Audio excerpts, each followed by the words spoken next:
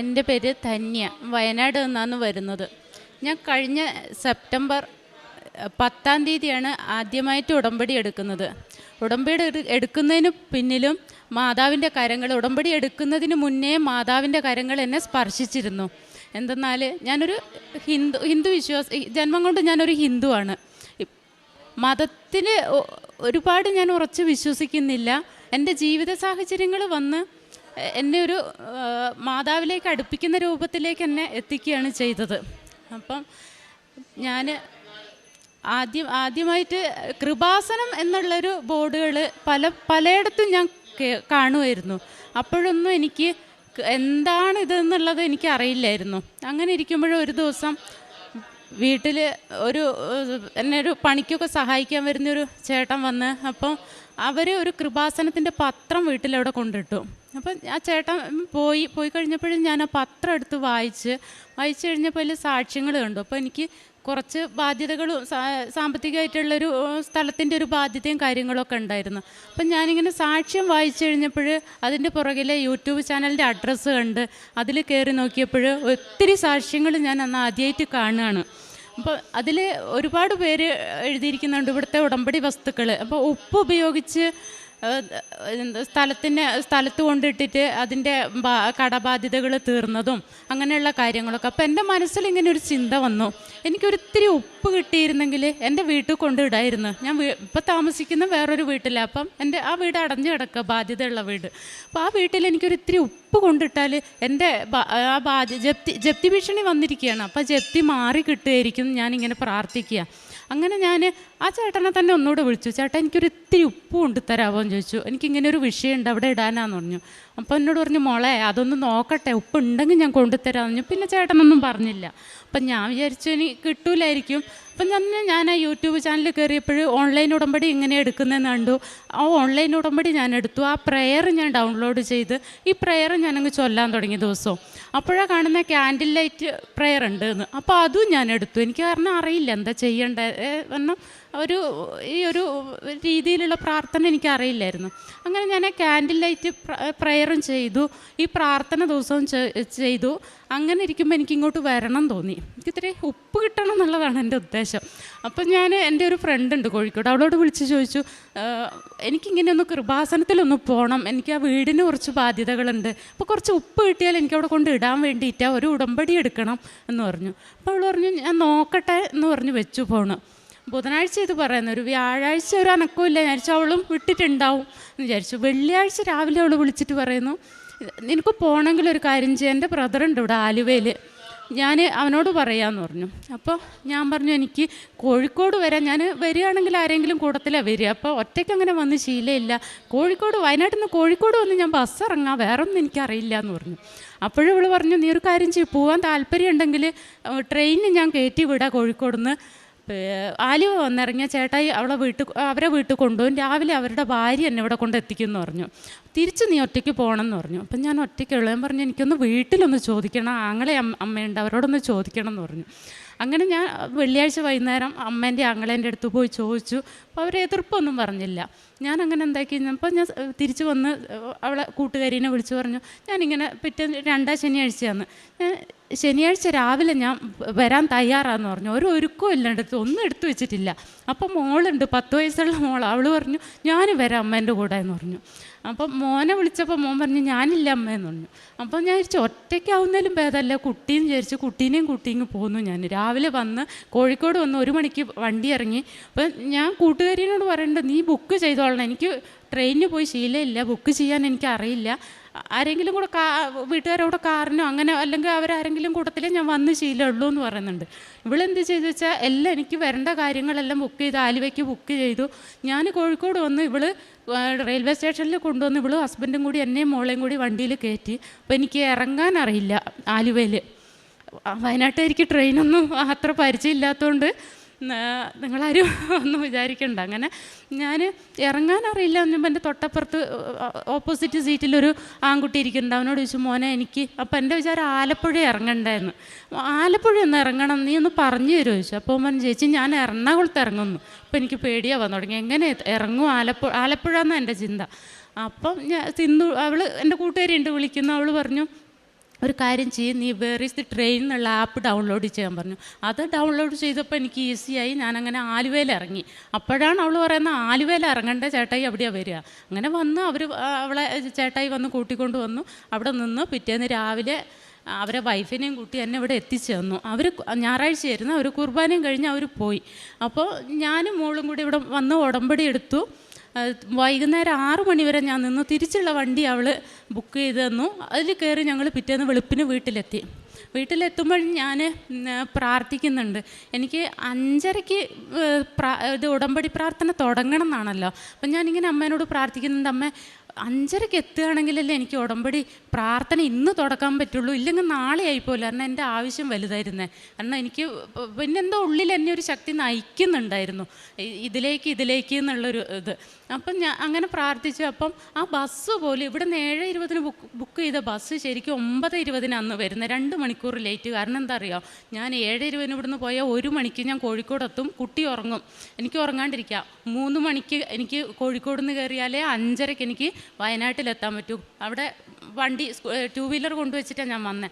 5:30 അവിടെ എത്തിക്കഴിഞ്ഞാൽ എനിക്ക് അരമണിക്കൂർ വീട്ടിലേക്ക് യാത്രയുണ്ട്. ഇതെല്ലാം കറക്റ്റ് പ്ലാനിങ്ങിന് വേണ്ടി എന്നെ കറക്റ്റ് 5:30 അവിടെ എത്തി. ഇല്ല, ഞാൻ 3:30 വയനാട്ടിലെത്തേണ്ട ആളാണ്. അപ്പം 5:30 അവിടെ എത്തി. ഞാൻ വണ്ടിയെടുത്ത് എൻ്റെ വീട്ടിലേക്ക് എത്തുന്നു. കറക്റ്റ് 5:50 വീട്ടിലെത്തുന്നു. കുളിച്ചു. അപ്പം തന്നെ തുടങ്ങി പ്രാർത്ഥന. അപ്പോൾ ആദ്യത്തെ എൻ്റെ ഉദ്ദേശം എന്ന് വെച്ചാൽ എന്താ, ഈ ഉപ്പെടുത്ത് ഞാൻ എൻ്റെ വീട്ടിലേക്ക് പോവുകയാണ്. വീട്ടിൽ കൊണ്ട് അവിടെ ആ ജപ്തിയുള്ള വീട്ടിൽ കൊണ്ട് ഇട്ടു ഞാൻ. അപ്പം ഇവിടേക്ക് വരുന്ന ആ വെള്ളിയാഴ്ചയാണ് എന്നെ റീജിയണൽ ഓഫീസിൽ നിന്ന്, SBIൻ്റെ റീജിയണൽ ഓഫീസിൽ നിന്ന് വിളിച്ചിട്ട് പറയുന്നത്, നിങ്ങൾ ബാങ്കിൽ വരണം തിങ്കളാഴ്ച ആണ്. ഞാൻ പറഞ്ഞു എനിക്ക് തിങ്കളാഴ്ച ലീവ് കിട്ടൂല, വരാൻ ഞാൻ ബുധനാഴ്ച വരാമെന്നും പറഞ്ഞിട്ട് ഞാൻ നേരെ ഉടമ്പടി എടുക്കാൻ ഇങ്ങോട്ടാണ് വന്നത്. അപ്പോൾ അതും കഴിഞ്ഞ് ഞാൻ ബുധനാഴ്ച ദിവസം ഞാൻ ബാങ്കിൽ ചെന്നപ്പം 10.5 ലക്ഷം രൂപ ഹസ്ബൻഡ് ലോൺ എടുത്തതാണ്.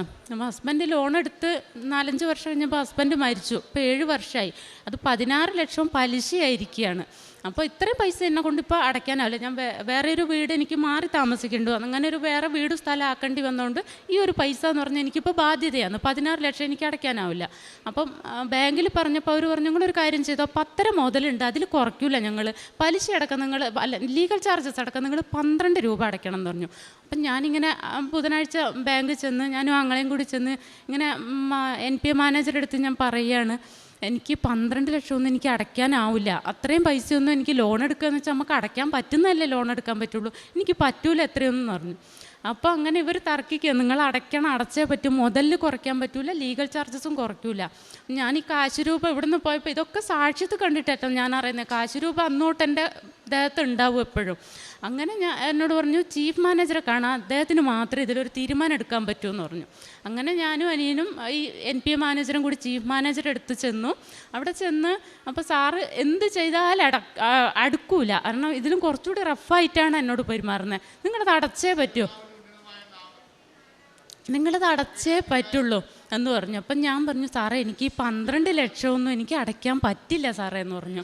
അപ്പോൾ ഇയാൾ പറഞ്ഞു, ഇത് നിങ്ങൾ എടുത്ത പൈസയെ നിങ്ങൾ അടയ്ക്കണം എന്ന് പറഞ്ഞു. അപ്പം ഞാൻ ഇങ്ങനെ പ്രാർത്ഥിക്കുകയാണ്, മാതാവേ എനിക്കിത് കുറച്ച് തരാൻ പോകുന്നില്ല, എന്തെങ്കിലും ഒരു കനിവുണ്ടെങ്കിൽ, എനിക്ക് ഈ പൈസ അടയ്ക്കാൻ പറ്റില്ല, എന്തെങ്കിലും ഒരു കനിവുണ്ടെങ്കിൽ ഇത് ഒന്ന് കുറച്ച് തരണം. ആ മാനേജർക്ക് എന്താ തോന്നുന്നതെന്ന് വെച്ചാൽ അമ്മേൻ്റെ ഇഷ്ടം പോലെ തോന്നണം എന്നാണ് ഞാൻ പ്രാർത്ഥിക്കുന്നത്. അപ്പം എൻ്റെ ഉള്ളിൽ നിന്നൊരു സ്വരം ഇങ്ങനെ വന്നു, 8 എന്നുള്ളൊരിത്. അപ്പോൾ ഞാൻ കണ്ണ് നിറയുന്നുണ്ട്, പിടിച്ചിരുന്നു. അപ്പോൾ ആ മാനേജർ എന്നെ ഒന്ന് നോക്കി, ഒറ്റ പറച്ചില്ല, നിങ്ങൾ 8 ലക്ഷം രൂപ അടയ്ക്കണം, ലീഗൽ ചാർജസും അടയ്ക്കണമെന്ന് പറഞ്ഞു. അപ്പം എനിക്കും അനിയനും പിന്നെ തിരിച്ചൊന്നും ഇനി ഇതിൽ കുറഞ്ഞ് ചോദിക്കാനില്ല അവരോട്. അപ്പോൾ മുതലിലാണ് കുറയ്ക്കുന്നത്. NPA മാനേജർ പറയുന്നുണ്ട്, സാറേ ഇത് മുതലിൽ കുറച്ചാൽ നമ്മൾ ചെന്നൈയിൽ നിന്ന് മറുപടി കൊടുക്കേണ്ടി വരും. അപ്പം ഞാനിങ്ങനെ പ്രാർത്ഥിക്കുന്നുണ്ട്, ഒരു അടയാളം കൂടി അമ്മ തരുമെന്ന് പറയുന്നുണ്ട്. അമ്മ എന്തെങ്കിലും ഒരു അടയാളം എനിക്ക് അമ്മ കുറച്ച് തന്നതാണെന്നുള്ളത് വേണമെന്ന്. അപ്പോൾ ഈ മാനേജർ പറയാണ്, ഇവർ മുതൽ കുറയ്ക്കുന്നത് എൻ്റെ ഉത്തരവാദിത്വത്തിലാണ്, ഞാൻ പറഞ്ഞോളും മറുപടി എന്ന് പറഞ്ഞു. അപ്പോൾ എനിക്ക് പൂർണ്ണമായിട്ടും ബോധ്യം ഇത് അമ്മയായിരിക്കാം ഇതിൽ ഇടപെട്ടെന്നുള്ളതൊരു ബോധ്യം വന്നു. അങ്ങനെ അത് പറഞ്ഞ് ഫിക്സ് ചെയ്ത് ഒരാഴ്ച കൊണ്ട് പൈസ അടയ്ക്കണം എന്ന് പറയുകയാണ്. ഞാൻ പിന്നെയും തിരിച്ചു വന്ന് പ്രാർത്ഥന തുടങ്ങി. ഇടയ്ക്ക് കരച്ചിലും വരും, കാരണം സഹായിക്കാനുള്ളത് എല്ലാവരുടെ അടുത്തും സാമ്പത്തികം ഉണ്ടാവണം എന്നില്ലല്ലോ. ലോൺ ഇത്രയൊന്നും പൈസ ലോൺ എടുത്ത് എനിക്ക് തിരിച്ചടവ് ബുദ്ധിമുട്ടാണ്. അങ്ങനെ ഇരിക്കുമ്പോൾ അമ്മേനോട് പറയുന്നുണ്ട്, എന്തായാലും അവർ ഒരു എമൗണ്ട് പറഞ്ഞു. എൻ്റെ ഉള്ളിലൊരു ചിന്ത വന്നിട്ടുണ്ട്, ഒക്ടോബർ 8 എന്നുള്ളൊരു തീയതി എൻ്റെ ഉള്ളിൽ വന്ന്, അമ്മ ഒക്ടോബർ 8-നുള്ളിൽ എനിക്ക് പൈസ അടയ്ക്കാൻ പറ്റണം എന്ന് പറഞ്ഞു. എനിക്കിനി ബാങ്കുകാർ വിളിക്കുമ്പോൾ എനിക്കൊരു നാണം കെടാൻ വയ്യ. കാരണം ജപ്തി കാര്യങ്ങളൊന്നും അവർ കുറേയൊക്കെ ഭീഷണിപ്പെടുത്തുന്നതാണ്, എന്നാലും നമുക്കൊരു മാനസികമായിട്ട് ഇവരോട് പറഞ്ഞു നിൽക്കാനൊരു ഇത് വേണമല്ലോ. അപ്പോൾ അങ്ങനെ പ്രാർത്ഥിക്കുന്നുണ്ട്. അപ്പോൾ 7-ാം തീയതി ആയി, പൈസ ആവുന്നില്ല. അങ്ങനെ 8-ാം തീയതി ആയി, എൻ്റെ കയ്യിലുണ്ടല്ലോ 8-ാം തീയതി ആകുമ്പോഴത്തേക്ക് ഈ അടയ്ക്കേണ്ട പൈസ റെഡിയായി. പലരും തിരിച്ചു കൊടുക്കേണ്ട പൈസയാണ് എങ്കിൽ കൂടിയും 8-ാം തീയതി എനിക്ക് പൈസ റെഡിയായി. അപ്പോൾ പൈസ റെഡിയായി ഒരു 8 എന്ന് പറഞ്ഞ് ഞാൻ വിചാരിക്കുന്ന വക്കീൽ ചാർജസ് അടക്കം ഒരു 8.5 വേണ്ടി വരും. പക്ഷേ എൻ്റെ കയ്യിൽ 9,20,000 രൂപ റെഡിയായി. ബാങ്കിൽ ചെന്ന് പിറ്റേന്ന് അന്വേഷിച്ച് നോക്കുമ്പോൾ ഞാൻ ഇരിക്കുന്ന കുറച്ചധികം ഉണ്ടാവും, ഇത്രയും പൈസ എൻ്റെ കയ്യിലുണ്ടല്ലോ.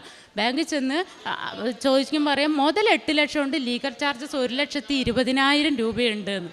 അങ്ങനെ ആ കറക്റ്റ് പൈസ തലേന്ന് തന്നെ എൻ്റെ കയ്യിൽ എനിക്ക് ഏർപ്പെടുത്തി തരുന്ന രീതിയിൽ അമ്മ ഇടപെട്ടത്. അപ്പോൾ ഒരാഗ്രഹം കൂടി എനിക്കുണ്ടായിരുന്നു, അതിൻ്റെ ഒരു ആധാരം തിരിച്ചെടുത്ത് ഇവിടെ കൊണ്ടുവരണം എന്ന്. അത് 2 ദിവസമായതുകൊണ്ട് ബാങ്കിനെ ചെയ്തു തരാൻ സാധിച്ചിട്ടില്ല. എങ്കിലും ലോണ് ക്ലോസ് ചെയ്തു. പിന്നെ എൻ്റെ അനുഭവങ്ങൾ ഇത് അറിയുന്ന ഒരു 2-3 പേരുണ്ട്, അവരെയും കൂടി കൊണ്ടുവന്ന് ഞാനിപ്പോൾ ഇന്ന് അവർ ഉടമ്പടി എടുത്തിട്ടുണ്ട്.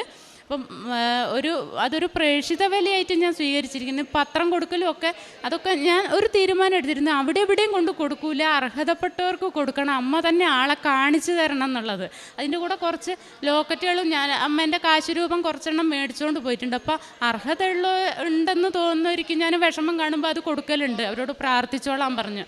പിന്നെ അതുപോലെ പുണ്യപ്രവൃത്തികൾ ചെയ്യണം എന്ന് പറയുന്ന ആ കാര്യങ്ങളെല്ലാം അനുസരിക്കാറുണ്ട്.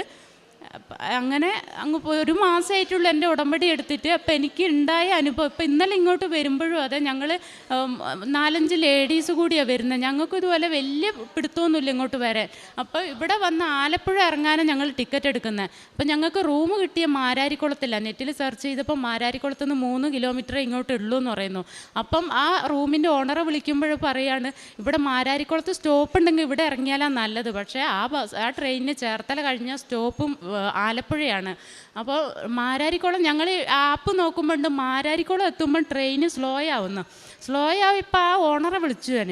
അപ്പോൾ പറഞ്ഞു അയാൾ അവിടെ നിർത്തിയെങ്കിൽ ചാടി ഇറങ്ങിക്കോളാൻ പറഞ്ഞു. ഞങ്ങൾ 5-6 പേരുണ്ട്, അവരെല്ലാവരും കൂടി അവിടെ ഇറങ്ങി. അപ്പോൾ അയാൾ പറയും അത് റെയിൽവേ ക്രോസിങ്ങിന് വേണ്ടി നിർത്തിയത്, അവിടെ സ്റ്റോപ്പില്ലാന്ന്. അപ്പം ഞങ്ങൾ പെട്ടെന്ന് അവിടെ നിന്ന് ചെറിയ ദൂരമേ ഉള്ളൂ, ആ റൂമിലെത്തി. റൂമിൽ നിന്ന് അവരെ അറേഞ്ച് ചെയ്തൊന്നും ഇവിടെ അങ്ങനെ ഇവിടെ എത്തി. അപ്പോൾ വലിയ വലിയ കാര്യങ്ങളല്ല, ചെറിയ കാര്യങ്ങളിലായാലും ദൈവത്തിൻ്റെ കരം വലുതായിട്ട് ഞാൻ കാണുന്നുണ്ട്. 1 മാസമായിട്ടുള്ള ഉടമ്പടി എടുത്തിട്ട്. പക്ഷേ എൻ്റെ അനുഭവം എന്ന് പറഞ്ഞാൽ എനിക്കിവിടെ വർണ്ണിക്കാൻ അറിയൂല. ചില കാര്യങ്ങൾ ദൈവത്തിൻ്റെ കാര്യങ്ങൾ എപ്പോഴും അങ്ങനെയല്ല, വർണ്ണനയ്ക്ക് അതീതമല്ലേ, നമ്മൾ ഫീല് ചെയ്യുക. അതുപോലെ ഈശ്വരൻ്റെ ഒരു സാന്നിധ്യം എന്ന് പറയുന്നത് ഞാൻ ഫീല് ചെയ്യാറുണ്ട്, എപ്പോഴും ഫീല് ചെയ്യാറുണ്ട്. ആ പ്രാർത്ഥന കാണാണ്ട് പഠിക്കാൻ എനിക്ക് ആദ്യമൊക്കെ ബുദ്ധിമുട്ടാണ്. പക്ഷേ എപ്പോഴും ഓട്ടോമാറ്റിക്കലി ഞാനതങ്ങ് പഠിച്ചത് ചൊല്ലി ആ നിയോഗത്തിൻ്റെ സ്ഥാനം എത്തുമ്പം എനിക്ക് ആ കാര്യം എന്താണോ ഞാൻ ഉദ്ദേശിക്കുന്നത് നടക്കുന്നുണ്ട്. അപ്പോൾ ഈശ്വരൻ എന്ന് പറയുന്ന ഒരു ശക്തിയാണെന്നാണ് എൻ്റെ വിശ്വാസം. അപ്പോൾ ആ ശക്തിയായിട്ട് തന്നെ എന്നിലേക്ക് പ്രവഹിക്കുന്നുണ്ട്. അപ്പോൾ പരിശുദ്ധ അമ്മയ്ക്ക് എന്നെ ഇവിടെ എത്തിച്ചതാണ്. ഞാൻ ഒരിക്കലും ഇവിടെ എത്തപ്പെടേണ്ട ഒരാളല്ല, പക്ഷെ എന്നെ ഇവിടെ എത്തിച്ചു. എൻ്റെ കൂടെയും കുറച്ച് പേരെ കൊണ്ടുവന്നു. ഇനിയും കൊണ്ടുവരാൻ എനിക്കുള്ള അവസരം ദൈവം നൽകട്ടെ എന്ന് ഞാൻ പ്രാർത്ഥിക്കുന്നു. എല്ലാവരും ആഗ്രഹങ്ങളും നടക്കട്ടെ. പരിശുദ്ധ അമ്മയ്ക്ക് ഹൃദയം നിറഞ്ഞ നന്ദി. അമ്മയുടെ പ്രത്യക്ഷീകരണം ഈ വേദിയിൽ ഈ തിരുസഭ അംഗീകരിച്ചിട്ട് അമ്മയെ അംഗീകരിക്കട്ടെ എന്ന് ഞാൻ പ്രാർത്ഥിക്കുന്നു. ചില നിയോഗങ്ങളെയും ചില ഉടമ്പടികളെയും പരിശുദ്ധ അമ്മ തുടക്കം തൊട്ട് ഏറ്റെടുക്കുന്നുവെന്ന് തോന്നുന്ന ചില സാക്ഷ്യങ്ങളുണ്ട്. നിങ്ങൾക്കറിയാം, ചിലർ മാസങ്ങളോളം വർഷങ്ങളോളം ഇവിടെ വരാനായിട്ട് ആഗ്രഹിച്ചിട്ടും വരാൻ പറ്റാതിരിക്കുന്നവരുണ്ട്, അല്ലെങ്കിൽ എത്രയും നാൾ കാത്തിരുന്നിട്ടും പറ്റാതിരിക്കുന്നവരുണ്ട്. ചിലരെ മാതാവ് പെട്ടെന്ന് തന്നെ ഇവിടെ എത്തിക്കുകയും ചെയ്യും. ഇത് ഉടമ്പടി എടുത്തിട്ട് 1 മാസത്തിന് ശേഷം പറയുന്നൊരു സാക്ഷ്യമാണ്. ആ സാക്ഷ്യം അവസാനിക്കുന്നതും ആ ചേച്ചി പറയാനുണ്ട്, ദൈവത്തിൻ്റെ ഒരു സാന്നിധ്യം എത്ര വർണ്ണിച്ചാലും മതി വരാത്തതെന്നുള്ള ഇതൊരു അനുഭവത്തിലേക്ക് ഓരോ ഉടമ്പടി എടുത്ത വ്യക്തിയും കടന്നു വരണമെന്നാണ് നമ്മളെല്ലാവരുടെയും പ്രാർത്ഥന. ഇതിലും ഏറെ പ്രത്യേകിച്ച് ഈ ചേച്ചിയും ഈ സഹോദരിയും ഒരു അടയാളം ചോദിക്കുന്നു. നമ്മൾ മനുഷ്യന്മാരായതുകൊണ്ട് ഇന്നത്തെ സുവിശേഷത്തിലും ഇതുപോലൊരു അടയാളത്തിനെക്കുറിച്ച് കർത്താവ് സംസാരിക്കേണ്ടത്. നമ്മൾ മനുഷ്യന്മാരായതുകൊണ്ട് നമ്മൾ വിശ്വസിക്കുവാനായിട്ട് ദൈവം കൂടെയുണ്ടെന്നല്ല. ചിലപ്പോൾ അതെല്ലാവരും ചോദിച്ചു. അപ്പം അങ്ങനെ ചോദിക്കുമ്പോഴും ചേച്ചിയുടെ മനസ്സിൽ 8 എന്നൊരു നമ്പർ വന്നു എന്നും അതിനുശേഷം ആ മാനേജർ, അതായത് കാർക്കശ്യത്തോടെ പെരുമാറി മറ്റൊരു മാനേജറിൻ്റെ അടുത്ത് വേറൊരു മാനേജറിൻ്റെ അടുത്തിലെത്തുമ്പോൾ കാര്യങ്ങളെല്ലാം ഒരു കാശുരൂപത്തിൻ്റെ സാന്നിധ്യവും എല്ലാം ഉണ്ട്. അപ്പോൾ ദൈവം കൂടെയുണ്ടെന്നുള്ളൊരു അടയാളം ചോദിച്ചു. മനസ്സിൽ തോന്നിയതുപോലെ അമ്മ ഈ സഹോദരിക്ക് മനസ്സിലാകുന്ന രീതിയിൽ ഒരടയാളം കൊടുത്തു എന്ന് സാക്ഷ്യപ്പെടുത്തുന്നു. പിന്നെ ഇങ്ങോട്ടുള്ള ഓരോ യാത്രയിലും ദൈവം കൊണ്ടുവന്നു എന്ന രീതിയിലുള്ള അനുഭവം സംഭവിക്കുന്നുണ്ട്. അപ്പം ഈ നിയോഗങ്ങളെയും ഈ ജീവിതത്തെയും ഒക്കെ അമ്മ ഏറ്റെടുത്തതുപോലെ സാക്ഷ്യം കേൾക്കുന്ന നമുക്ക് തോന്നിപ്പിക്കുന്ന വലിയൊരു അനുഭവത്തിൻ്റെ സാക്ഷ്യമാണ് പറഞ്ഞത്. ഈ ഉടമ്പടി എടുക്കുന്നവർ, അപ്പം ഈ സഹോദരി പറയുന്നുണ്ട്, പ്രാർത്ഥനയിലുമൊക്കെ വളരെ കണിശമായിട്ട് പ്രാർത്ഥനയൊക്കെ ചൊല്ലി പഠിക്കുകയും പ്രാർത്ഥിക്കുകയും രാവിലെ 5:30 തിരിച്ചെത്തണമെന്നുള്ള ആഗ്രഹം, പ്രാർത്ഥിച്ച് തുടങ്ങാനുള്ള ആഗ്രഹം. അപ്പം ഈ ആത്മാർത്ഥതയും സത്യസന്ധതയൊക്കെ ദൈവം കാണുമ്പോൾ ഉറപ്പായിട്ടും ഇനിയും വലിയ അനുഭവങ്ങളിലേക്കും എല്ലാ നിയോഗങ്ങളുടെ പൂർത്തീകരണത്തിലേക്കും പരിശുദ്ധ അമ്മ നയിക്കും. ഇനിയും അമ്മയോട് ചേർന്നുള്ള ഈ വലിയ യാത്രയിൽ ഇപ്പം അവസാനം പറഞ്ഞതുപോലെ വിശ്വസിക്കുന്നവർക്ക് അവർ ഒരു യാത്ര നടത്തുന്നതും ശ്വസിക്കുന്നതും നടക്കുന്നതുമെല്ലാം ദൈവം നടത്തുന്നതായിട്ട് അനുഭവിക്കും. അത് വലിയൊരു വിശ്വാസത്തിൻ്റെ ആഴം. അത് 1 മാസത്തിനുള്ളിൽ അങ്ങനൊരു അനുഭവത്തിലേക്ക് അമ്മ ഈ മകളെ നയിച്ചെങ്കിൽ അതിനർത്ഥം പരിശുദ്ധ അമ്മയുടെ സാന്നിധ്യം ഈ സഹോദരിയോടൊപ്പം യാത്ര ചെയ്യാനായിട്ട് ആരംഭിച്ചിട്ടുണ്ടെന്ന്. ഇനിയും മുൻപോട്ടുള്ള യാത്രയിൽ പരിശുദ്ധ അമ്മ നയിക്കട്ടെ എന്ന് പ്രാർത്ഥിക്കുന്നു. ഒരുപാട് അനുഭവങ്ങൾ കൊണ്ട് ഇനിയും അമ്മയുടെ പ്രത്യക്ഷീകരണത്തിൻ്റെ വലിയ സാക്ഷിയാക്കി മാറ്റുവാൻ ഈ മകളെ ഇനി ദൈവം അനുവദിക്കട്ടെ എന്ന് പ്രാർത്ഥിക്കുന്നു. നമുക്ക് കരങ്ങളടിച്ച് ദൈവത്തിൻ്റെ നാമം മഹത്വപ്പെടുത്താം. എൻ്റെ പേര് ദിവ്യ. ഞാൻ പത്തനംതിട്ടയിൽ നിന്ന് വരുന്നു. ഞാൻ ആദ്യമായി ഉടമ്പടി എടുത്തത് 2019 പക്ഷേ ഞാൻ പ്രഗ്നൻ്റായി ട്രാവൽ ചെയ്യാനുള്ള പ്രശ്നം കൊണ്ടും ഡെലിവറിയിൽ പ്രശ്നമുള്ളത് കൊണ്ടും എനിക്കിവിടെ വന്ന് ശുശ്രൂഷയിൽ പങ്കെടുക്കാനും ഫാസ്റ്റിക്ക് നോക്കാനും ഒന്നും സാധിച്ചില്ല.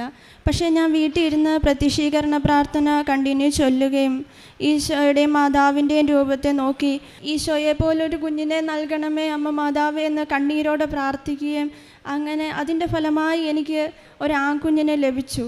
പക്ഷേ പിന്നീട് എനിക്ക് ഇവിടെ വന്ന് ശുശ്രൂഷയിൽ പങ്കെടുക്കാൻ സാധിച്ചില്ല. പിന്നെ ഞാനൊരു ഞാനൊരു ജർമ്മൻ പഠിക്കുന്ന സ്റ്റുഡൻ്റ് ആയിരുന്നു. ഞാൻ ഓഗസ്റ്റിൽ B2 ക്ലാസ് കഴിഞ്ഞു. പക്ഷേ അന്ന് മുതൽ ഞാൻ എക്സാം എഴുതിയിട്ടൊന്നും പാസ്സാകുന്നില്ല. 2 സബ്ജക്റ്റ് കിട്ടി. 2 മൊഡ്യൂളിൽ ഒരു ബന്ധമില്ലാതെ ഏറ്റവും ലോവസ്റ്റ് മാർക്കിലായിരുന്നു കിട്ടിക്കൊണ്ടിരുന്നത്. അപ്പം 4 പ്രാവശ്യം എക്സാം എഴുതി. 4 പ്രാവശ്യം എക്സാം എഴുതിയപ്പം എനിക്ക് സ്വന്തമായിട്ട് തോന്നി എനിക്ക് സ്വന്തമായിട്ട് പഠിച്ച് ജർമ്മൻ പാസ്സാകാൻ കഴിയില്ല. അപ്പം ഞാൻ വീണ്ടും ഇവിടെ വന്ന് മാർച്ച് 12 എക്സാമിന് പോകുന്നതിന് മുമ്പ് ഉടമ്പടി എടുത്തു. മാർച്ച് 21 ആയിരുന്നു എക്സാം. അപ്പം മാർച്ച് 12 ഉടമ്പടി എടുത്തിട്ട് ഞാൻ 20 ആലപ്പുഴ ഇതിലെ റെയിൽവേ സ്റ്റേഷനിലായിരുന്നു പോകുന്നത്. അപ്പോൾ 20 ഞാൻ രാവിലെ ഇവിടെ വന്ന് ടോക്കൺ കാണിച്ച് എൻ്റെ ഹോൾ ടിക്കറ്റ് കാണിച്ച് അച്ഛനെ കണ്ട് ബ്ലെസ്സിങ്ങും വാങ്ങിച്ചു. അത് കഴിഞ്ഞ് ഞാൻ അച്ഛനോടൊപ്പം എൻ്റെ മമ്മിക്ക് ബ്രസ്റ്റിൽ 6 മുഴയുണ്ടായിരുന്നു, ഒരു നെല്ലിക്കയുടെ വലുപ്പത്തിൽ. അപ്പോൾ അത് ഞാൻ അച്ഛനോട് പറഞ്ഞ് പ്രാർത്ഥിച്ചു. അച്ഛൻ എനിക്കൊരു കാശുരൂപം തന്നു വിട്ടു. അത് ഞാൻ മമ്മിയുടെ മാലയെ കൊണ്ടിട്ടു. ഞാൻ എക്സാം എഴുതി. റിസൾട്ട് വന്നു. ഞാൻ നല്ലതായിട്ട് പൊട്ടി. അമ്മ മാതാവിൻ്റെ മുന്നിൽ ഞാൻ ശരിക്കും കരഞ്ഞു. അമ്മേ, നിന്നോട് അടുക്കാൻ വേണ്ടിയിട്ടാണോ എന്നെ ഇത്രമാത്രം അടുക്കാൻ വേണ്ടിയിട്ടാണോ ഞാൻ ഇങ്ങനെ ഫെയിലായത്? എന്നെ അങ്ങയുടെ സാക്ഷിയായി ഇവിടെ വന്ന് എനിക്ക് സാക്ഷ്യം പറയാൻ എന്നെ ഉയർത്തണമേ എന്ന് ഞാൻ പ്രാർത്ഥിച്ചു, കരഞ്ഞു പ്രാർത്ഥിച്ചു. എൻ്റെ ചുറ്റുമുള്ളവരെല്ലാം എന്നോട് ചോദിച്ചു, നീ മാതാവിൻ്റെ വലിയതായിട്ട് പ്രാർത്ഥിക്കുന്നില്ലേ? നീ ദൈവത്തെ നന്നായിട്ട് അറിയുന്നില്ല, പിന്നെ നീ എന്താ ഫെയിലാവുന്നേ? ഞാൻ പഠിക്കാൻ അത്ര ബുദ്ധിയുള്ള ആളൊന്നും അല്ല. എങ്കിലും ഞാൻ അമ്മ മാതാവിനെ ശരിക്കും വിളിച്ച് കരഞ്ഞ് പ്രാർത്ഥിച്ചു. പിന്നെ 2 ഡേറ്റ് കൂടെ എടുത്തു, ഒന്ന് ചെന്നൈയിലും ഒന്ന് തിരുവനന്തപുരത്തും. അപ്പോൾ ഞാൻ ചെന്നൈ വീണ്ടും പോയി എക്സാം എഴുതി അതിൻ്റെ റിസൾട്ടും വന്നു. 60 മാർക്ക് വേണം പാസ്സാകാൻ. 57 മാർക്ക് 2 മൊഡ്യൂളിനും കിട്ടി. വീണ്ടും ഫെയിലായി. പിന്നെയും ഞാൻ കരഞ്ഞു. പിന്നെ ഞാൻ പ്രാർത്ഥിച്ചത് എനിക്ക് പാസ്സാകണേ എന്നല്ല പ്രാർത്ഥിച്ച്, അമ്മ മാതാവേ അമ്മയുടെ നിത്യസാക്ഷിയായി എന്നെ ഉയർത്തണമേ, എൻ്റെ ജീവിതത്തെ ഒന്ന് ക്രമപ്പെടുത്തണമേ. കാരണം പള്ളിയിലെ എല്ലാ ദിവസവും കുർബാനയുണ്ട്, ഞായറാഴ്ച മാത്രമേ പള്ളിയിൽ പോവുള്ളൂ, വീട്ടിൽ നിന്ന് പറഞ്ഞാലും പോവില്ല. അപ്പം അതിൻ്റെ പിറ്റേ ദിവസം തൊട്ട് ഞാൻ എല്ലാ ദിവസവും പള്ളിയിൽ പോകാനും കുമ്പസാരിക്കാനും തുടങ്ങി. പിന്നെ എൻ്റെ മുന്നിലുള്ളത് 19-ാം തീയതി, ഏപ്രിൽ 19-ാം തീയതി എക്സാമാണ്. അത് ഞാൻ ബസ്സിലാണ് പോയിക്കൊണ്ടിരുന്നത്. പത്തനംതിട്ടയിൽ നിന്ന് തിരുവനന്തപുരം വരെ ഞാൻ ഇവിടുത്തെ സാക്ഷ്യവും പ്രാർത്ഥനയും മാത്രം കണ്ടു, ഒന്നും പഠിച്ചില്ല. അവിടെ ചെല്ലുന്നിടം വരെ ഇവിടുത്തെ സാക്ഷ്യങ്ങൾ ഓരോന്നായി കണ്ടു. ഞാൻ എക്സാമിന് കയറി. എല്ലാം എനിക്ക് മനസ്സിലായി, ഞാൻ പാസ്സാകുമോ ഇല്ലയോ എന്നറിയില്ല, പക്ഷേ ഞാൻ എല്ലാം എഴുതിയിട്ടുണ്ട്. വീണ്ടും വീട്ടിൽ വിളിച്ചു, അവിടെ നിന്ന് തന്നെ വീട്ടിൽ വിളിച്ച് പറഞ്ഞു ഞാൻ എഴുതിയിട്ടുണ്ട്. മമ്മി ചോദിച്ചു, എല്ലാ പ്രാവശ്യവും പറയുന്ന പോലെ തന്നെയാണോ, പാസ്സാകുമോ എന്ന് ചോദിച്ചു. ഞാൻ പറഞ്ഞു, അമ്മ മാതാവ് എന്നെ പാസ്സാക്കും, കാരണം എൻ്റെ മുന്നിൽ വേറെ ഓപ്ഷൻ ഇല്ല. ഈ ഓഗസ്റ്റ് തൊട്ട് ഈ ഓഗസ്റ്റ് വരെ 1 വർഷം ആകുമ്പോഴത്തേന് എനിക്ക് പാസ്സായി കഴിഞ്ഞാലേ എനിക്ക് പോകാൻ പറ്റുള്ളൂ, അല്ലെങ്കിൽ എനിക്ക് പോകാൻ പറ്റില്ല. പ്രോസസ്സിങ് കഴിഞ്ഞ് ഓഗസ്റ്റ് പ്രോസസ്സിങ് ഫിനിഷ് ആകണം. അതിന് ഇപ്പം പാസ്സായാലേ എൻ്റെ പ്രോസസ്സിങ് ഫിനിഷ് ആവുള്ളൂ ഓഗസ്റ്റിൽ. അപ്പം ഞാൻ എക്സാം എഴുതിയതിൻ്റെ പിറ്റേ ദിവസം തൊട്ട് കണ്ടിന്യൂ മാതാവിൻ്റെ മുന്നിൽ മുട്ടുകുത്തി നിന്ന് പ്രാർത്ഥിക്കാൻ തുടങ്ങി. അമ്മ മാതാവേ, എനിക്ക് പാസ്സാകണമെന്നല്ല ഞാൻ പ്രാർത്ഥിക്കുന്നത്, എനിക്കിവിടെ വന്ന് സാക്ഷ്യം പറയണം, എന്തെങ്കിലും ഒരു സന്തോഷമായിട്ടുള്ള സാക്ഷ്യം എനിക്കിവിടെ വന്ന് പറയണം. അങ്ങനെ ഞാൻ മുട്ടിപ്പായിട്ട് പ്രാർത്ഥിച്ചു. കാശിരൂപത്തിനുള്ളിൻ്റെ കവറിനകത്ത് 65ഉം 70ന്നും 2 മൊഡ്യൂളിൻ്റെ ഇതെഴുതി കവറിനകത്തിട്ട് പ്രാർത്ഥിക്കാൻ തുടങ്ങി. അങ്ങനെ പ്രാർത്ഥിച്ചു. മെയ് 6-ാം തീയതി എൻ്റെ റിസൾട്ട് വന്നു. ആദ്യം റിസൾട്ട് വന്നപ്പോൾ നോക്കാൻ പേടിയാണ്, മെയിൽ വന്നു റിസൾട്ട് വന്നു എന്ന്, പക്ഷെ നോക്കാൻ പേടിയാണ്. എങ്ങനെ നോക്കും? ആദ്യം ഫോൺ എടുത്ത് വെച്ച് വിശ്വാസ പ്രമാണം ചൊല്ലി. അതിനു മുമ്പ് എക്സാം കഴിഞ്ഞിട്ട് ഞാൻ മാതാവിനോട് പറഞ്ഞു, 1001 വിശ്വാസ പ്രമാണവും 10,001 നന്മ നിറഞ്ഞ മറിയമേ ഞാൻ ചൊല്ലിക്കൊള്ളാമെന്ന് പ്രാർത്ഥിച്ചു. അങ്ങനെ 800 വിശ്വാസ പ്രമാണം ചൊല്ലിക്കഴിഞ്ഞപ്പോഴാണ് എൻ്റെ റിസൾട്ട് വന്നത്. അപ്പോൾ ആദ്യം വീണ്ടും വിശ്വാസ പ്രമാണം ഞാൻ ഫോൺ എടുത്ത് വെച്ച് വിശ്വാസ പ്രമാണം ചൊല്ലി, നന്മ നിറഞ്ഞ മറിയമേ ചൊല്ലി 3 പ്രാവശ്യം കുരിശ് വരച്ചു. എന്നിട്ട് ഞാൻ റിസൾട്ട് നോക്കി. ആദ്യ റിസൾട്ട് നോക്കിയപ്പം ഡേറ്റ് ഓഫ് ബർത്ത് നമ്മൾ ഡേറ്റ് ഇട്ട് പോയിൻ്റ് ഇട്ടിട്ട് വേണം, അങ്ങനെയാണ് റിസൾട്ട് നോക്കട്ടെ. പക്ഷേ ഞാൻ ഹാഷ് ഇട്ടിട്ടാണ് എഴുതിയത്. അപ്പോഴും എററായിട്ട് കാണിച്ചു. വീണ്ടും എൻ്റെ കയ്യും കാലും വിറയ്ക്കാൻ തുടങ്ങി. വീണ്ടും ഞാൻ വിശ്വാസ പ്രമാണം ചൊല്ലി. വീണ്ടും ഞാൻ അത് ഫുള്ളായിട്ട് ചെയ്തു. സ്ക്രോൾ ചെയ്തപ്പം എൻ്റെ പേരൊന്നും ഞാൻ നോക്കുന്നില്ല. ആദ്യം കണ്ടു 70, പിന്നെ 80, രണ്ടും പാസ്സായെന്ന് കണ്ടു. അവിടെ നിന്ന് തന്നെ മുട്ടുകുത്തി നിന്ന് ഞാൻ പ്രാർത്ഥിച്ചു. ഈ വലിയൊരു അനുഗ്രഹം തന്നതിന് അമ്മ മാതാവിനും ഈശോയ്ക്കും 1000 നന്ദി. എനിക്ക് തന്നെ ഒരിക്കലും പാസ്സാക്കാൻ സാധിക്കില്ല, എനിക്ക് അത്രമാത്രം ബുദ്ധിയൊന്നുമില്ല. ജർമ്മൻ എന്ന് പറയുമ്പം തന്നെ എല്ലാവർക്കും അറിയാമല്ല, ഭയങ്കര ടഫായിട്ടുള്ളൊരു സാധനമാണ്. അത് ഇത്രയും പാസ്സാകാൻ എന്നെ കൊണ്ട് സാധിക്കുമെങ്കിൽ മാതാവാണ് അതിന് ഏറ്റവും വലിയൊരു ആളെന്ന് എനിക്ക് വിശ്വസിച്ച് ഉറപ്പിച്ച് പറയാം. പിന്നെ എൻ്റെ മമ്മിയുടെ ബ്രസ്റ്റിൽ നല്ല നെല്ലിക്കയുടെ വലിപ്പത്തിലുള്ള 6 മുഴകളുണ്ടായിരുന്നു. അത് കഴിഞ്ഞ ഏപ്രിലാണ് ഡോക്ടർ കണ്ടുപിടിച്ചത്. അത് മാമോഗ്രാഫിയും ഉള്ള ടെസ്റ്റ് മൊത്തം ചെയ്തിട്ടും അത് ക്യാൻസർ അല്ലാന്ന് കണ്ടുപിടിച്ചു. പക്ഷേ അത് അവിടെ ഇരുന്നാൽ വീണ്ടും എന്തെങ്കിലും പ്രോബ്ലം ആകും, എത്രയും വേഗം നീക്കം ചെയ്യണമെന്ന് പറഞ്ഞു. പക്ഷേ മമ്മിക്ക് പേടി, ദേഹത്ത് കത്തി വെക്കുന്നതൊക്കെ നല്ല ശരിക്കും പേടിയാണ്. അപ്പോൾ മമ്മി ഹോസ്പിറ്റലിൽ പോകത്തില്ല, എത്ര പറഞ്ഞാലും ഹോസ്പിറ്റലിൽ പോകത്തില്ല. അപ്പം ഞാനിവിടെ വന്ന് ഉടമ്പടി എടുത്തപ്പോൾ 2ാമത്തെ നിയോഗം അതായിരുന്നു വെച്ചിരുന്നത്. അപ്പോൾ അച്ഛനെ കണ്ടു, അച്ഛൻ കാശിരൂപം തന്നു. അന്നു മുതൽ ഞങ്ങൾ വെഞ്ചരിച്ച തൈലം പുരട്ടി വിശ്വാസ പ്രമാണം ചൊല്ലി പ്രാർത്ഥിക്കാൻ തുടങ്ങി. അപ്പം മമ്മി പറയും, ഈശോ തന്ന ത്യാഗമല്ലേ, ഞാൻ സ്വീകരിച്ചോളാം, പക്ഷെങ്കിൽ അത് ഓപ്പറേഷൻ ചെയ്ത് കഴിയുമ്പം എത്രയും വേഗം അത് ഡ്രൈ ആകാൻ, കരിയാൻ പ്രാർത്ഥിച്ചാൽ മതിയെന്ന്. പക്ഷെ ഞാൻ മമ്മിയോട് പറഞ്ഞു, മമ്മി പേടിക്കേണ്ട, അത് കീറാൻ ഒരിക്കലും ഓപ്പറേഷൻ ചെയ്യാൻ വരില്ല, മാതാവ് കാത്തുകൊള്ളും. അങ്ങനെ പറഞ്ഞു. 1 വർഷത്തിന് ശേഷം ഈ ഏപ്രിൽ മമ്മി ഹോസ്പിറ്റലിൽ പോയി. പപ്പായും മമ്മിയോടാണ് പോയത്. അപ്പം ഒരു മുഖക്കുരുവിൻ്റെ അത്രയുമായി ആ നെല്ലിക്കായുടെ വലിപ്പമുള്ള എല്ലാ മുഴകളും. ആ വിശ്വാസ പ്രമാണവും തൈലവും മാത്രമല്ലാതെ ഒരു മെഡിസിൻ പോലും മമ്മി കഴിച്ചിട്ടില്ല അതിന് വേണ്ടിയിട്ട്. ഈശോയ്ക്കും ഇത്രയും വലിയൊരു അനുഗ്രഹം തന്ന ഈശോയ്ക്കും അമ്മ മാതാവിനും എൻ്റെ 1000 നന്ദി. പിന്നെ നിയോഗത്തിൽ വെക്കാത്ത കാര്യമായിരുന്നു. മൂന്നാമത് നിയോഗം വെച്ച് എൻ്റെ കുഞ്ഞ് ജനിച്ചു കഴിഞ്ഞാൽ അവൻ സംസാരിക്കില്ല എന്ന് എല്ലാ ഡോക്ടർമാരും പറഞ്ഞു. അവൻ്റെ നാക്ക് നോർമലായ ഒരാളുടെ നാക്ക് പോലെയല്ല, നാക്കിൻ്റെ തുമ്പത്ത് ഇൻഡു പോലെയാണ് കാണപ്പെട്ടത്. അപ്പോൾ അവൻ സംസാരിക്കുമ്പം വിക്ക് വരും, കൊത്ത് വരും എന്നൊക്കെ എല്ലാവരും പറഞ്ഞു. പക്ഷേ വീട്ടിലാരും അതത്ര കാര്യമായിട്ട് എടുത്തില്ല. പക്ഷേ എൻ്റെ മനസ്സിൽ എന്നും വലിയ സങ്കടമായിരുന്നു. 2 വയസ്സാകുമ്പോഴേ അത് ഓപ്പറേഷൻ ചെയ്യണമെന്ന് പറഞ്ഞു. ഞങ്ങൾ 2 വയസ്സായി ഇവിടെ വന്ന് അമ്മ മാതാവിൻ്റെ ഇവിടെ നിന്ന് ഞാൻ മുട്ടുകുത്തി പ്രാർത്ഥിച്ചിട്ട് ഡോക്ടറിനെ കൊണ്ട് കാണിച്ചു. അപ്പം സർജനെ കാണിക്കണമെന്നായിരുന്നു പറഞ്ഞ്. സർജനെ കാണിച്ചു. അന്ന് ഡോക്ടർ പറഞ്ഞു, ഇവൻ സംസാരിക്കില്ലെന്ന് നിങ്ങളോട് ആരാ പറഞ്ഞു? ഇവൻ ഒരു ഓപ്പറേഷനും വേണ്ട, അവൻ ഒരു മെഡിസിനും കഴിച്ചിട്ടില്ല, ഒന്നും ചെയ്തിട്ടില്ല, അവൻ ഓപ്പറേഷനൊന്നും വേണ്ട. ഇപ്പം നോർമലായിട്ടൊരു കുഞ്ഞ് എങ്ങനെ സംസാരിക്കുന്നു അങ്ങനെ തന്നെ അവൻ സംസാരിക്കുന്നു. പിന്നെ അവന് കഴിഞ്ഞ ജനുവരി 1-ാം തീയതി അവന് തലേദിവസം കിടക്കുന്നതിനും വരെ അവന് ഒരു പ്രശ്നമില്ലായിരുന്നു. പക്ഷേ പിറ്റേ ദിവസം എഴുന്നേറ്റപ്പം അവൻ്റെ കഴലിക്ക് വലിയൊരു മുഴ കാണപ്പെട്ടു. എന്താ സംഭവം എന്ന് ആർക്കും അറിയില്ല. അത് തൊട്ട് നോക്കുമ്പോൾ കുഞ്ഞിന് ഭയങ്കര വേദനയാണ്. പക്ഷേ അവൻ നടക്കുന്നുണ്ട്. ഞങ്ങൾ 2 ദിവസം വെയിറ്റ് ചെയ്തു, 3 ദിവസം വെയിറ്റ് ചെയ്തു. അമ്മ മാതാവിൻ്റെ ഉപ്പും വെഞ്ചരിച്ച തൈലവും ഞാൻ അവിടെ മിക്സ് ചെയ്തു തേച്ചിട്ട് പിറ്റേ ദിവസം പപ്പ പറഞ്ഞു ഹോസ്പിറ്റലിൽ കൊണ്ടുപോകുന്ന. അവൻ്റെ പപ്പ ദുബൈയിലാണ്. അപ്പം അമ്മ മാത്രമാണ് നാട്ടിൽ. അപ്പം അത്രമാത്രം കെയർ ചെയ്താണ് ഞാൻ അവനെ നോക്കുന്നത്. അപ്പം പെട്ടെന്ന് ഇവന് ഇങ്ങനെ കാണപ്പെട്ടതുകൊണ്ട് എല്ലാവരും എന്നോട് ചോദിക്കാൻ തുടങ്ങി, നീ എന്താ ശ്രദ്ധിക്കാഞ്ഞേ? എല്ലാവരുടെയും വഴക്ക് കേൾക്കാൻ തുടങ്ങി. പക്ഷെങ്കിൽ ഞങ്ങൾ ഹോസ്പിറ്റലിൽ കൊണ്ടുപോയി. അത് ഡോക്ടർ ഒന്നും പറയാതെ അവൻ്റെ കാൽ അവിടെ അത്രയുടെ ഓപ്പൺ ചെയ്തു. ഞങ്ങളോട് സൈൻ പോലും വാങ്ങിക്കാതെ വീട്ടിൽ വന്ന് അവൻ്റെ ഡ്രസ്സിങ് മാറ്റാൻ നേരമാണ് ഞങ്ങളത് ഓപ്പൺ ചെയ്തതായിട്ട് കാണപ്പെട്ട്. 2 ദിവസം കഴിഞ്ഞിട്ടും കുഞ്ഞിന് നീരും സ്വെല്ലിങ്ങും ഉണ്ടായി.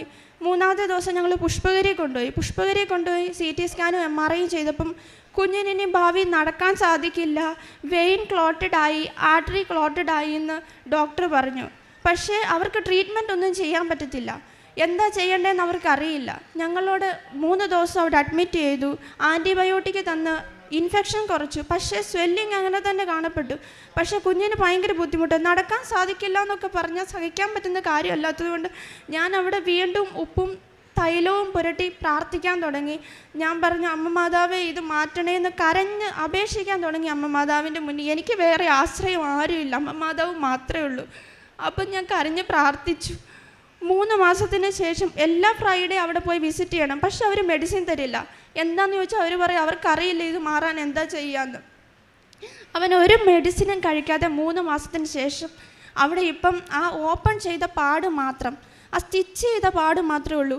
സ്വെല്ലിംഗ് എല്ലാം പൂർണ്ണമായി മാറി അവൻ നല്ലപോലെ നടക്കാൻ തുടങ്ങി. ഇത്രയും അനുഗ്രഹം തന്ന അമ്മ മാതാവിനും ഈശോയ്ക്കും 1000 നന്ദി. പരിശുദ്ധ അമ്മയ്ക്കും ദൈവപിതാവിനും നന്ദി പറയാം.